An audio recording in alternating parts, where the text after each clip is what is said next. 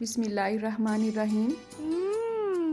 Tasty. जी हाँ, आज हम बनाएंगे बहुत ही टेस्टी शादियों वाला कीमा मटर। बहुत ही सिंपल मसाले हम इसमें ऐड करेंगे, तो इस रेसिपी के थ्रू बहुत ही कम वक्त में बहुत ही टेस्टी कीमा आप घर पे ही रेडी कर सकते हैं।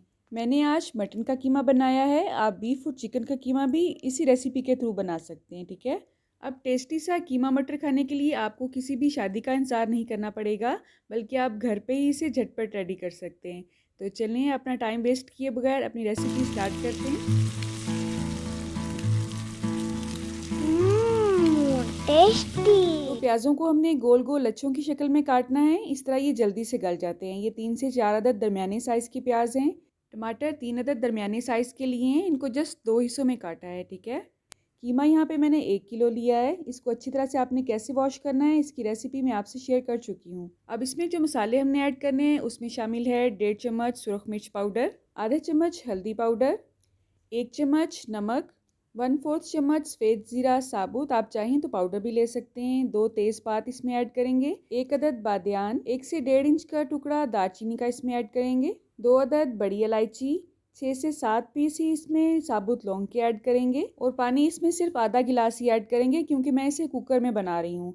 आप अगर इसे पतीले में बना रहे हैं तो आपने थोड़ा सा पानी की क्वांटिटी को बढ़ा देना है। ठीक है। अब इन तमाम अज्जा को हमने अच्छी तरह से मिक्स कर लेना है। अगर आपके पास फ्रेश लहसुन अवेलेबल है तो एक मुट्ठी भर या 6 से 7 जवे आपने लहसुन के ऐड करने हैं। मेरे पास क्योंकि वो नहीं था तो यहाँ पे मैं 1 चम्मच लहसुन पाउडर इसमें ऐड करी हूँ। ठीक है। अब इन तमाम अज्जा को अच्छी तरह से मिक्स करने के बाद प्रेशर कुकर को हम बंद कर देंगे और इसकी विसल स्टार्ट होने के बाद 7 मिनट तक हमने इसे प्रेशर पे लगाना है। अगर आप इसे आम पतीले या देगची में रेडी कर रहे हैं तो आपने इसे दम पे ही 15 से 20 मिनट तक पकाना है, यहाँ तक कि सारे प्याज और टमाटर वगैरह जो मसाले हमने ऐड किए हैं वो अच्छी तरह से गल जाएंगे इसमें। तो ये बिल्कुल परफेक्ट तरीका है कीमा बनाने का। आपको सबसे पहले प्याज़ों को भूनने की और बाकी मसालों को भूनने की बिल्कुल भी ज़रूरत नहीं होती है।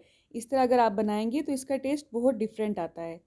अब इस पॉइंट पे टमाटर की छिलके हम रिमूव कर लेंगे क्योंकि ये हमारी सेहत के लिए बिल्कुल भी अच्छे नहीं होते हैं। और इसका बाकी पानी खुश्क करने के लिए हम किसी से खुले मुंह वाले बर्तन में शिफ्ट कर लेंगे। आप चाहें तो उसी बर्तन में भी इसे भून सकते हैं। अब इसमें जो हमने साबुत मसाले ऐड किए थे उनको भी हम रिमूव करते जाएंगे। चूल्हे की आंच को हम इस पॉइंट पे तेज़ ही रखेंगे क्योंकि इस वक्त हमारा मकसद इसमें जो पानी रह गया है उसको खुश्क करना है। ठीक है। साथ ही साथ जो भी मसाला आपको नज़र आता है साबुत उसे रिमूव कर दें और इस तरह से प्रेस करते करते चम्मच को हिलाएं ताकि सारे मसाले इसमें घुल मिल जाएं। 5 से 7 मिनट के बाद हम इसमें ऐड करेंगे फ्रेश कूटा हुआ अदरक। अदरक के यहाँ पे मैंने 1.5 चम्मच ऐड किए हैं। तो अदरक को आपने बाकी मसालों के साथ पहले ही ऐड नहीं करना है, इस तरह से उसकी खुशबू जो आती है ना वो बिल्कुल ख़त्म हो जाती है। इस पॉइंट पे भूनते हुए जब हम इसमें अदरक ऐड करते हैं उसकी खुशबू तो अलग ही होती है। अब इसमें मैंने 2 चम्मच मोटा कूटा हुआ खुश्क धनिया ऐड किया है। 3 से 4 मिनट अदरक को हम इसमें भूनेंगे और इसमें कुकिंग ऑयल ऐड करेंगे। यहाँ पे मैं सरसों का तेल ऐड कर रही हूँ। सरसों के तेल की स्मेल को आप कैसे ख़त्म कर सकते हैं इसके 3 तरीके मैं आपके साथ शेयर कर चुकी हूँ। इन तमाम वीडियोज़ का लिंक मैं आपको डिस्क्रिप्शन बॉक्स में दे दूँगी इंशाल्लाह। 5 से 7 मिनट तक तेज़ आंच पे हम इसकी भुनाई करेंगे। उसके बाद हम इसमें दही ऐड करेंगे। दही के 5 से 6 चम्मच लेके उसमें मैंने साबुत सब्ज़ मिर्च और मुट्ठी भर पुदीना अच्छी तरह से ग्राइंड कर लिया है और उसके बाद इसमें ऐड किया है। ठीक है। जब आपने इसमें दही ऐड करना है तो आपने चूल्हे की आंच को स्लो कर लेना है। अगर तेज़ आंच पे ही आप दही ऐड करेंगे किसी भी चीज़ में तो दही फट जाता है और उसकी लुक बिल्कुल भी अच्छी नहीं आती है उसमें। अब हमने इसे कवर करके तकरीबन 7 से 8 मिनट के लिए पकाना है। उसके बाद दही का आधा पानी हम खुश्क कर लेंगे तेज़ आंच पे और उसमें मटर ऐड करेंगे। मटर यहाँ पे मैंने हाफ़ केजी लिए हैं। आप अपनी पसंद के हिसाब से इसमें कम या ज़्यादा मटर ऐड कर सकते हैं। अब मटरों को गलाने के लिए 1/4 कप से भी कम पानी इसमें मैंने ऐड किया है।